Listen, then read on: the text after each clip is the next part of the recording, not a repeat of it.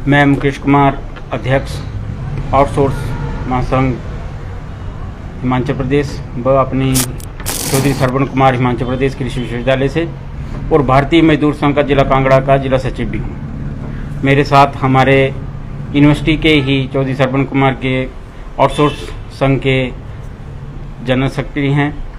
हमारे साथ में ये कुलदीप भाई ये सदस्य हैं हमारे। और मैं आप सबसे पहले पालमपुर के मीडिया का धन्यवाद करना चाहूँगा। और भारतीय मजदूर संघ के नेतृत्व में हमने 29 नवंबर को एक रैली निकाली थी शिमला में, जिसमें कि 36 सूत्रीय मांग पत्र जो था वो प्रदेश कार्य समिति द्वारा मुख्यमंत्री जी को सौंपा गया था। उसके बाद मुख्यमंत्री जी ने उस दिन बात नहीं हो पाई, हमारी हड़ताल हुई, नारेबाजी हुई, हमारी यूनियन के ऊपर लाठीचार्ज भी हुआ। उसके बाद 4 दिसंबर को हमें वार्ता के लिए बुलाया गया। वो वार्ता भी विफल रही। 4 घंटे मुख्यमंत्री जो हैं वो हमारे पदाधिकारियों से बात की, बैठे। फिर उसके बाद उन्होंने 8 फरवरी को हमें समय दिया था और हमारे साथ एक बैठक की उन्होंने। जो भी वो 36 सूत्रीय मांग पत्र था उसके ऊपर सारे डिस्कस हुई, और जिसमें कि आउटसोर्स की तरफ से मैं गया हुआ था और मैंने अपना मुद्दा जो है वो मुख्यमंत्री जी के सामने रखा। और उन्होंने हमें आश्वासन दिया था कि जल्द ही आपकी पॉलिसी जो है वो बना दी जाएगी और उसको आपके बीच लाया जाएगा, उस पॉलिसी में आपको रखा जाएगा। बावजूद उसके 4 मार्च के बाद काफ़ी समय बीत चुका है। उसके बाद काफ़ी मीटिंग भी आउटसोर्स के अध्यक्ष जो बनाए हैं कमेटी के, हमारे माननीय श्री IPH मिनिस्टर महेंद्र सिंह जी, उन्होंने अपना एक एजेंडा भी तैयार किया था जो सरकार के समक्ष रखा भी। उसके बाद फिर इन्होंने दोबारा से फिर कोई डाइंग कैडर का रिकॉर्ड जो था वो प्रशासन से मांगा, अन्य विभागों से मांगा। कई ऐसे विभाग थे जिन्होंने आउटसोर्स का रिकॉर्ड जो है वो नहीं भेजा था, आधा अधूरा भेजा था। तो उस रिकॉर्ड को इकट्ठा किया गया। और जैसा कि अभी कुछ दिन पहले मीडिया से ये पता चला और सरकार ने भी ये बात मानी कि अब रिकॉर्ड जो है वो प्रदेश सरकार के पास या उस कमेटी के पास पहुंच चुका है। उस रिकॉर्ड को पूरी तरह से एनालाइज कर लिया गया है और जल्द ही पॉलिसी के ऊपर काम जो है वो सरकार कर रही है। लेकिन आउटसोर्स कर्मचारी जो हैं वो काफ़ी दिनों से, बोला जाए तो हम तो 20-25 सालों से इस इंतज़ार में बैठे हुए हैं कि कब सरकार जो है वो हमारे पक्ष में फैसला सुनाती है। हम तो इसी इंतजार में बैठे रहे कि प्रदेश में कब हमारे हक की सरकार बैठती है।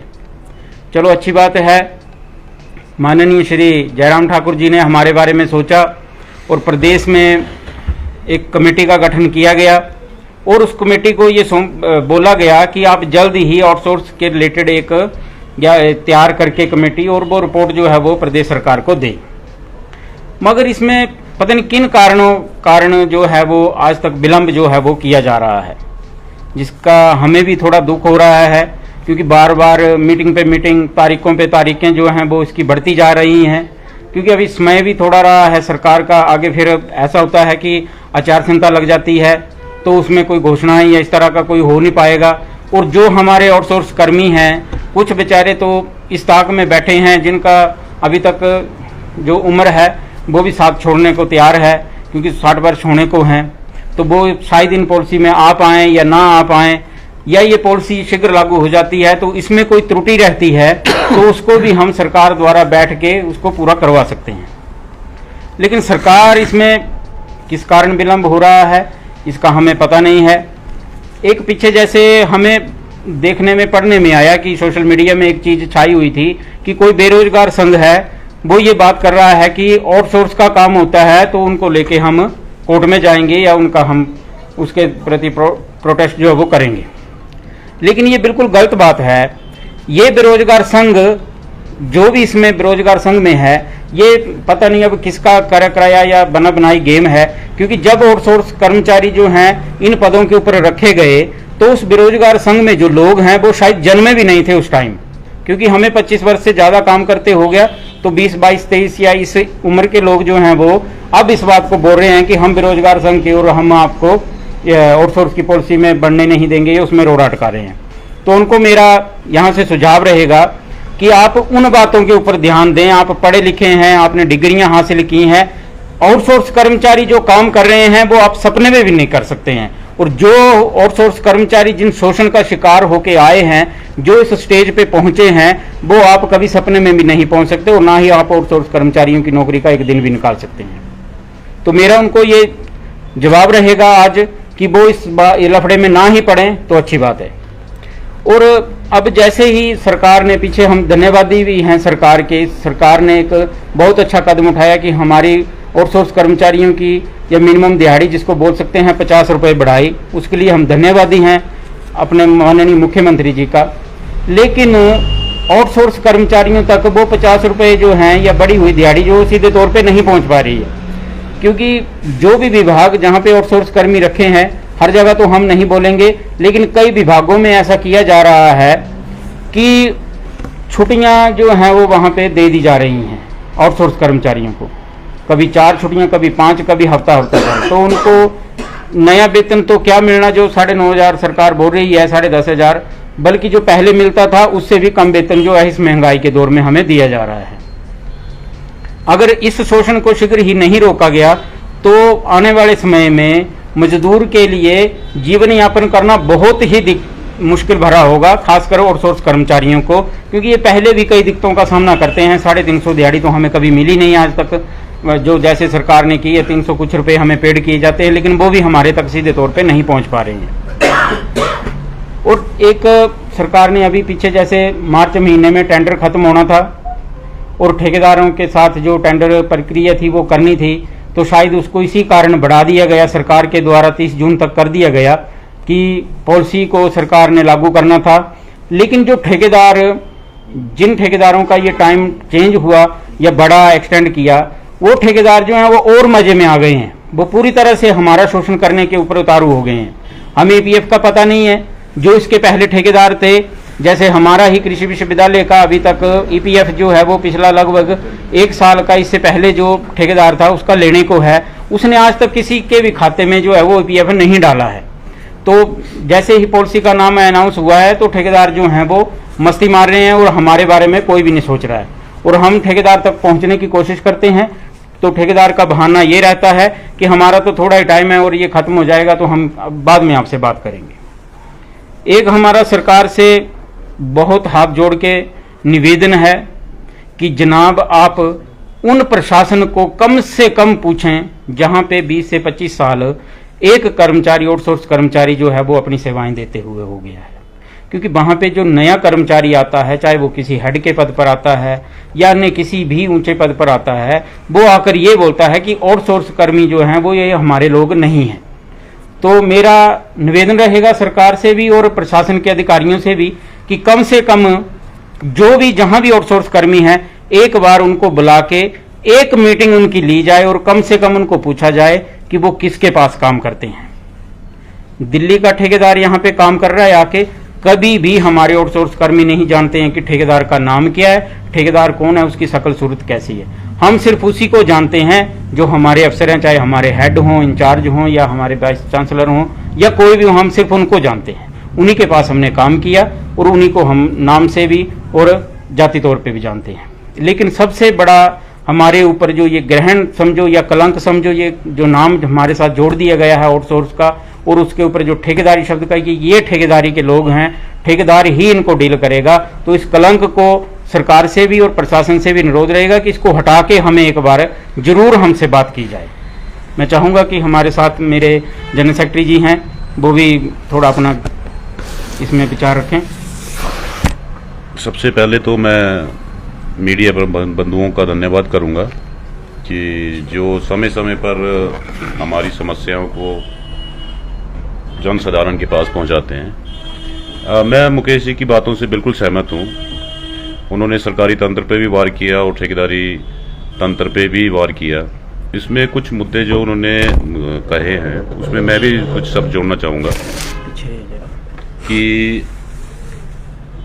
माना कि सरकार ने हमारे लिए आउटसोर्स के लिए कोई नीति बनाने का मूड बनाया हुआ है काफ़ी सालों से, तो काफ़ी सालों के बाद ये मूड बनाया है, लेकिन हमारी सबसे बड़ी शिकायत जो है वो इस मैटर को लेके है कि अभी तक ना तो वो पॉलिसी क्लियर ढंग से सामने आ पाई है कभी सरकार हमसे कहती है कि हम हरियाणा की तर्ज पे जो है आउटसोर्स की नीति को खंगाल रहे हैं, उस पर आपकी बनाई जाएगी।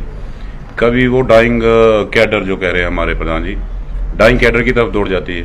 हमारा सुझाव तो ये था कि जिस डिपार्टमेंट में हम लोग काम कर रहे हैं, इसका मतलब ये है कि उस डिपार्टमेंट को हमारी जरूरत है। वहाँ पे वो सरकारी कर्मचारी नहीं रख सकते क्योंकि उसके कारण उनका खर्चा बढ़ेगा और हम है सस्ती लेबर। तो क्यों ना जिस डिपार्टमेंट में हमारी जरूरत है, उस डिपार्टमेंट ही हमें मर्ज कर दिया जाए। और कुछ सालों का जिस हिसाब से रेगुलराइजेशन के लिए जो पीरियड चाहिए होता है, वो हमारे ऊपर लगा के हमें उस डिपार्टमेंट में मर्ज कर लिया जाए और हमारी सेवाएं ली जाए, ताकि हमारा भविष्य भी सुरक्षित रहे। बस इतना सा था मेरा आउटसोर्स के बारे में कहना। लेकिन इसके बावजूद मैं ये कहना चाहूँगा कि ठेकेदारी प्रथा इस वक्त, जबकि सरकार हमें कई रियायतें देने की कोशिश कर रही है और दे भी चुकी है, ये जो एक्सप्लॉयटेशन ऑफ आउटसोर्स एम्प्लॉयज़ जो है वो इस वक्त पीक पे है। हमारे ठेकेदार जो हैं, अगर मेरे ही डिपार्टमेंट में 2 बार मिस हैपनिंग हुई हमारे लेबर्स के साथ। एक बार एक की हाथ कट गया, दूसरी बार बंदे को करंट लग गया। बंदा जब वो ठेकेदार के पास जा रहे हैं कि अपना क्लेम सेटल करने के लिए, तो ठेकेदार जो है उनको सीधे मुंह बात नहीं करता और क्लेम प्रोसेस जो है उन्होंने इतना कॉम्प्लिकेटेड कर दिया है कि बेचारा एक आम अनपढ़ जो लेबर है उसकी समझ से परे हो जाता है। और वो दूसरा सबसे बड़ा डर उसको प्रशासन से है कि अगर हम क्लेम करने जाएंगे तो हो सकता है प्रशासन जो है हमें नौकरी से निकाल दे। इसलिए वो अपने ऊपर जितना भी इनका जो अन्याय है उसे सहन कर रहा है। और एक बात मैं ये भी कहना चाहूँगा, इसमें जोड़ूंगा कि सरकार के द्वारा जो एक बार डिक्लेरेशन की गई थी कि रिगार्डिंग रिलीजिंग ऑफ पेमेंट, कि हर आउटसोर्स को 7 तारीख से पहले या 7 तारीख को पेमेंट हर हाल में होनी चाहिए। तो या तो ये प्रशासन की सामने ठेकेदार जो है हमारी तनख्वाह, आज भी हमारे कई डिपार्टमेंट्स ऐसे हैं, मैं अपने ही प्रशासन की बात करूंगा, चौधरी सरमन कुमार किसी विश्वविद्यालय में इस वक्त भी मौजूदा 6-7 डिपार्टमेंट ऐसे हैं जिनको अभी तक भी पेमेंट रिलीज नहीं हो पाई है। तो या तो प्रशासन ठेकेदार के साथ मिल के ये काम कर रहा है, या ठेकेदार को किसी चीज़ का डर नहीं है सरकार की अनाउंसमेंट्स का। तो मैं अपने पत्रकार बंधुओं से यही रिक्वेस्ट करूंगा कि इस तरह के हमारे जो मुद्दे हैं, जेन्युइन मुद्दे हैं, उनको उठा के प्लीज़ आगे कीजिए, ताकि हमें अन्याय से जो है न्याय मिल सके। धन्यवाद। मेरा इसमें एक छोटा सा सरकार से आज अनुरोध रहेगा कि सरकार किसी भी तरह से इस उधेड़ बुन में बैठी है कि अगर आउटसोर्स कर्मचारियों के लिए कोई नीति लागू की जाती है तो सरकार के ऊपर या प्रशासन के ऊपर कोई आर्थिक बोझ बढ़ेगा। तो ऐसा कुछ भी नहीं है। अगर सरकार के पास, हम मानते हैं कि आर्थिक तंगी से 2 साल कोरोना काल के रहे, तो कोरोना काल का जब भी पीरियड आया तो हमारी आशा बहनों का नाम आया, या अन्य 2-3 विभाग, पुलिस विभाग था, या फिर हमारे स्वास्थ्य विभाग के कर्मचारी थे, या अन्य 1-2 विभाग थे जिनका नाम आता है। लेकिन कृषि विश्वविद्यालय में अगर आज यहाँ से नज़दीक ही 3 किलोमीटर की रेंज में है, तो अगर वहाँ पे देखा जाए तो फसल का टाइम था जब ये कोरोना का समय चला था, हमने किसी तरह से भी फसल को क्षति नहीं पहुँचने दी और हम 8-8, 10-10 किलोमीटर से पैदल चल के आए और अपनी सेवाएं जो है वो विश्वविद्यालय में कोरोना काल में हमने दी। इस दौरान हमारे जो अफसर थे या जिनको बोल सकते हैं कि बाबू थे या कोई भी थे, वो सभी लोग घर में बैठे हुए थे, इतना कि प्रशासन भी बंद रहा, एडमिनिस्ट्रेशन हमारा बंद रहा, हमारे बड़े बड़े अधिकारी अपने अपने घरों में सुरक्षित तरीके से बैठे हुए थे और हमारे ऊपर जो हिटलरबाजी थी ठेकेदार की वो चली हुई थी। हमें कोरोना काल में पूरे माह का वेतन नहीं दिया गया, पैसे काट के दिए गए और बाद में कहीं तो ऐसा भी किया गया कि पूरे महीने की सैलरी भी काटी गई। लेकिन ना किसी तरह से हमें उस टाइम में सैनिटाइजर या मास्क या किसी तरह की और सुविधाएं प्रशासन की तरफ से या ठेकेदार की तरफ से नहीं दी गई। तो हम तो सरकार के ऊपर पूरी तरह से डिपेंड हैं या प्रशासन के ऊपर। ठेकेदार का भी हमारी बात पूछ रहा है। अगर कोरोना काल में अगर कोरोना योद्धा अन्य विभागों को बनाया गया तो कृषि का काम जो हुआ, या हमारी डेयरी है, लाइफ स्टॉक ऐसा विभाग है जहां पे हर वक्त काम की जरूरत, हर वक्त लोगों की जरूरत रहती है, तो तब हमारा नाम क्यों नहीं कोरोना योद्धाओं में आज तक आया आगे। विश्वविद्यालय कभी भी नाम लेता है तो आउटसोर्स का नाम कभी भी सामने नहीं आया, जबकि आज कोई भी वहां जाके देखे तो आउटसोर्स कर्मचारी ही जगह जगह आपको काम करता हुआ मिलेगा। तो मेरी सरकार से अनुरोध रहेगा कि हमने हर वक्त सरकार के साथ खड़े रहे हैं। सरकार का काम कभी भी ढीला नहीं पड़ने दिया। प्रशासन का काम, हमारे इसमें स्टूडेंट पढ़ते हैं, उनका काम किसी तरह की उनकी जो रिसर्च है उसको फेल नहीं होने दिया है। तो इसमें सबसे बड़ा हाथ जो है वो आउटसोर्स कर्मचारियों का ही है। तो आउटसोर्स कर्मचारियों के ऊपर कोई भी नीति अगर सरकार के सामने इस वक्त नहीं बनती है तो सीधे सीधे उनको उन्हीं के विभागों में मर्ज किया जाए, ताकि जो उनका पैसा है वो भी बच पाए। जो ठेकेदार को 300 350 से ज़्यादा देना पड़ रहा है वो भी बच जाएगा, साथ में इतनी कागजी कार्रवाई करनी पड़ रही है वो भी बच जाएगी। और सबसे बड़ा लाभ जो है वो हम कर्मचारियों को, आउटसोर्स कर्मचारियों को मिलेगा, जिनको की सीधी पेमेंट जो है उनके खातों में या दस्ती मिलेगी। तो हम धन्यवादी रहेंगे सरकार की अगर इस तरह की पॉलिसी हमारे ऊपर लागू कर दी जाती है। धन्यवाद मीडिया का, मैं आपका आभारी हूं कि आप बार बार हमारी आवाज़ उठाते हैं, हमारे मुद्दे को उठाते हैं। मैं चाहूँगा कि हमारी जो बात आप द्वारा जब भी रखी गई है हमारे यहाँ से, तो उसको उठाया है। मैं आज आपसे एक अनुरोध करूंगा, जो भी हमारे भाई इस वीडियो को देखें, इस प्रेस को, तो मैं उनसे सबसे बड़ी अपील मेरी रहेगी कि कम से कम इस न्यूज़ को आगे शेयर करें, फॉलो करें, कम से कम लाइक करें, कमेंट करें, ताकि इन पत्र बंधुओं का भी हौसला बढ़े और हमारा भी हौसला बढ़े कि दोबारा भी हम इस स्टेज पर आ सकें और आउटसोर्स कर्मचारियों की या अन्य किसी मुद्दे को लेकर हम आपके सामने आ सकें। धन्यवाद जी।